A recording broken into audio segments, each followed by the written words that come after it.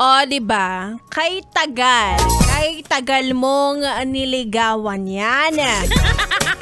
Tapos, lolokohin mo lang? Anong tinitira mo, ha?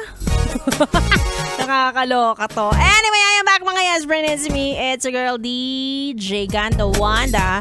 Kasama niyo pa rin dito sa 101.1 yes, FM. At ito na nga pag-uusapan na nga natin itong mga kalalakihan na alam mo yon na willing to wait down.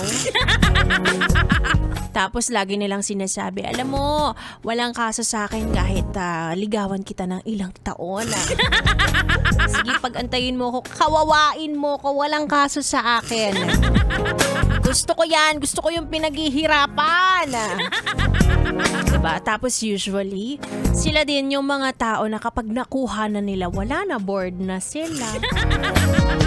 Diba? Ayaw na nila, na parang nandun lang sila sa thrill na ang tagal kong inintay to pero nung nakuha ko na wala nang excitement.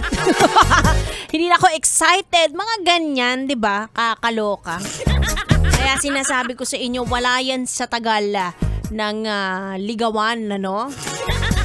Ang timbangin mo kung gaano katagal siya magiging pasensyoso sa'yo. Ayan na, wag mo nang patagalin ng panliligaw. Maganda yan para mas makilala mo na ng mas maaga, diba? Siguro mga 1, 2, 3 or 4 na buwan, pwede na. Basta alam mo na hindi siya gumagawa ng illegal. Diba? Alam mo na hindi ka madadawit sa mga kaso-kaso. Diba? Kasi magbabago yan. Tandaan mo, syempre nililigawan ka. Ang galing-galing mambola ng mga yan.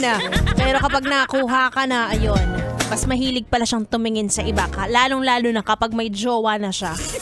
Anong klase yon? Napakalabo, diba? Kaya maging mapagmatsyag, mapanuri.